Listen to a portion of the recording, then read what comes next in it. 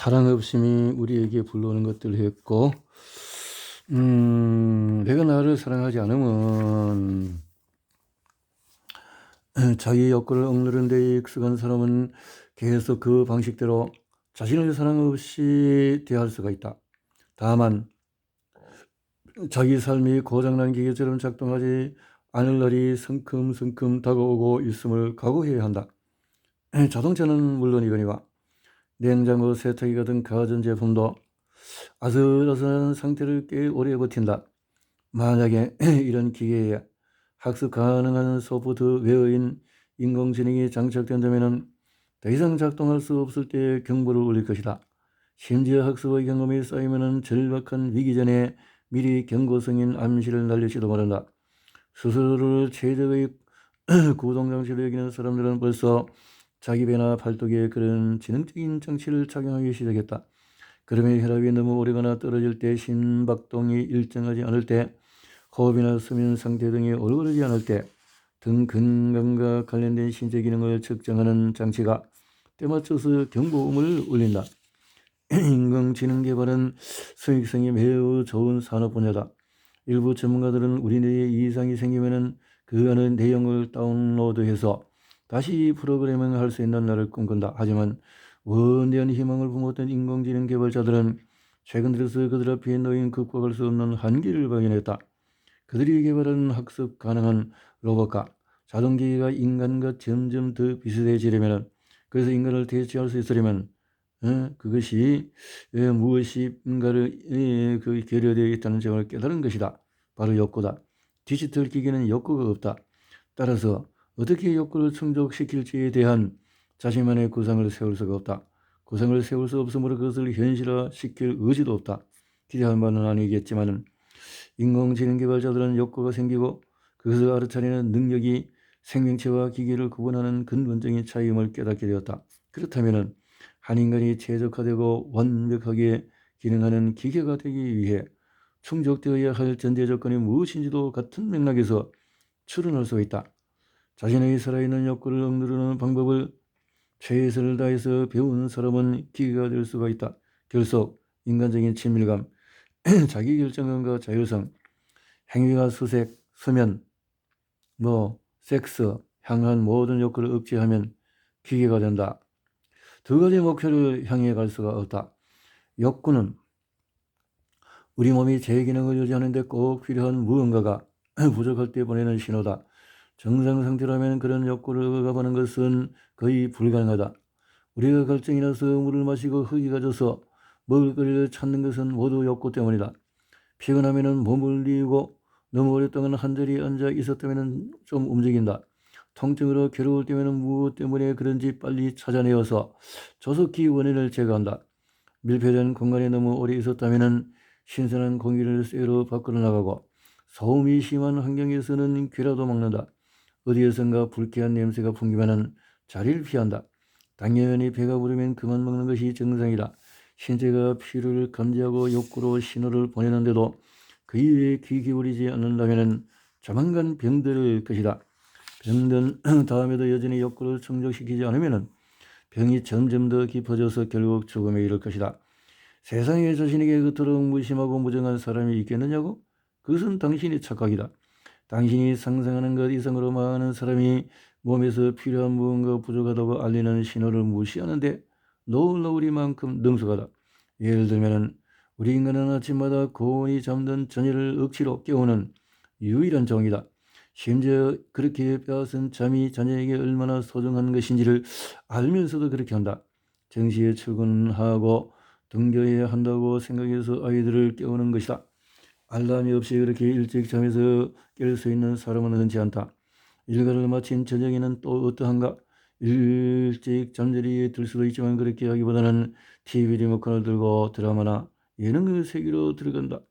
배고플 때 눈앞에 놓인 맛있는 음식을 자기 의지로 참을 수 있는 생명체는 인간밖에 없다.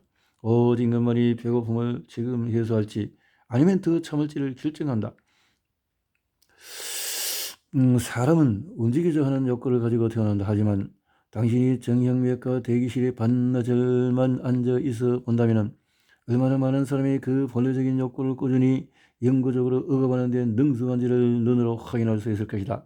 무릎 관절과 고관절, 허리 이상을 호소하는 비만 환자들에게 운동과 신체 활동을 향한 본능적인 욕구를 제쳐두고 도대체 무엇을 했는지를 물어보라.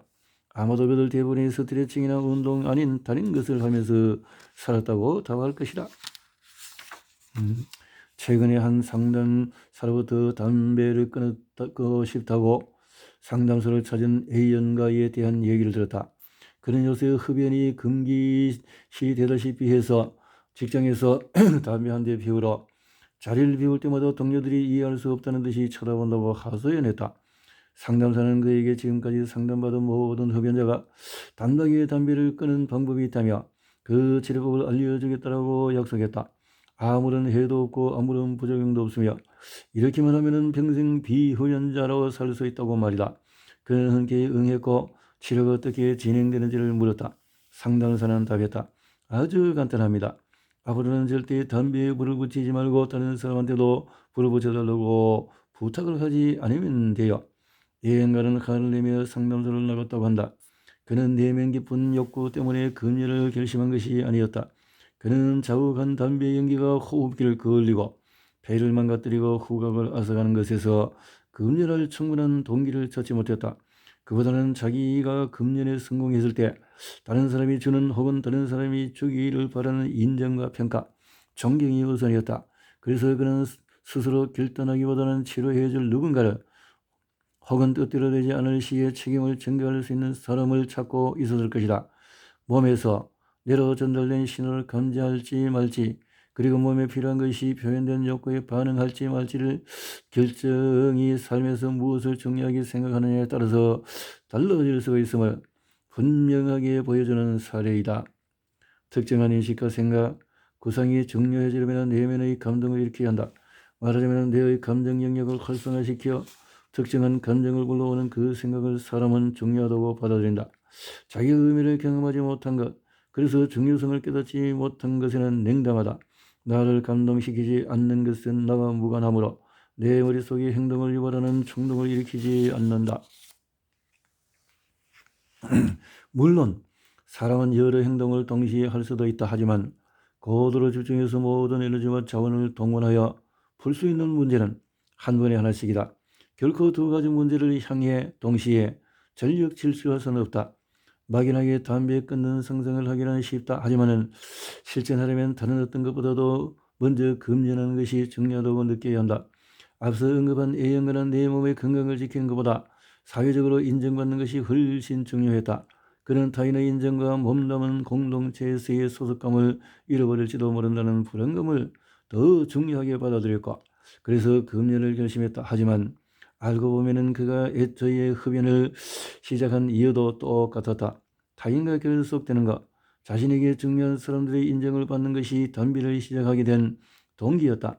그러게 담배를 피우는 동안에 몸이 뇌로 보내는 신호를 무시하는 데 점차 능숙해졌다. 친구들과 무리를 지어서 서로에게 담배불을 붙여줄 때마다 그는 친밀감을 경험했다. 그 감정은 뇌를 장악했던 불균형을 어느 정도 해소해 주었다. 어딘가 소속되어 있다는 감정은 기분을 좋게 했다. 그렇게 보상체계에서 분비된 전달물질이 머릿속에 그름처럼 뿌려졌다. 중독 전문가들은 이를 중독기억이라고 칭한다. 여행가는 사회적인 안정과 또 소속감 때문에 흡연이라는 중독의 길을 택해서 들어섰다. 한 번 뚫린 고속도로가 아무 노력 없이 저절로 무너지기를 바라서는 안 된다. 그럴 수도 없다. 사회적인 압박에 의해서 억지로 금연하게 된 자의 경우라면 내가 타인의 기대와 구성을 충족시키지 않으면 비난되고 소외되리라는 불안이 해소되어야 한다. 그래야 한다는 고속도로가 무너진다. 타인에게서 비롯된 불안에서 벗어나려면 있는 그대로의 내 모습을 좋아해 줄 사람을 만나는 수밖에 없다. 하지만 내가 먼저 있는 그대로의 내 모습을 좋아해야 그런 사람을 만날 수 있다. 자신과 자기 몸을 사랑 없이 대하는 한 타인이 먼저 나를 좋아해 주는 일은 결코 일어나지 않는다.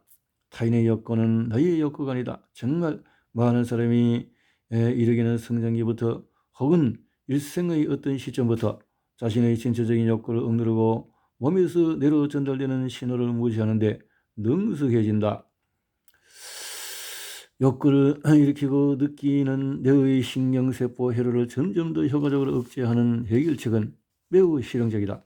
욕구를 완전히 제거하는 것은 매우 어려운 일이므로 성장기 어린이들은 오랜 시간에 걸쳐서 그 수준에 이른다. 일단 그 수준에 한번 도달한 아이들은 마침내 아무런 불평과 반응 없이 부모와 교사의 기대를 충족시킬 수 있게 된다. 가르치는 대로 배우고 시키는 대로 하는 아이가 되는 것이다. 대부분의 성장기 어린이들은 이들은 자신이 소중하게 여기는 보호자의 기대대로 되고자 은근히 힘을 다해서 노력한다. 그래야 그들에게 수용되고 칭찬받고 가치를 인정받으며 그들 사이에 끼일 수 있기 때문이다. 이런 식으로 적응의 장인이 된 아이들 중에서 일부는 평생 타인의 인정을 얻고자 그들의 기대에 부응하면서 살아간다. 그렇게 사랑받지 못한 몸이 얼마나 오래 버티는지, 얼마나 오랫동안 제 기능을 다하는지는 타고난 체질에 따라서 다르다. 한결같이 자신을 사랑 없이 다루는데도 놀놀이만큼 오래 사는 사람도 있다. 하지만 마지막 순간 임종이 임박했을 때 다시 한번 삶이 허락된다면 무엇을 하고 싶으냐는 질문에 대부분 이렇게 답할 것이다. 자신을 그리고 다른 사람을 더 많이 사랑하며 살도록 노력을 하겠노라고. 그래요.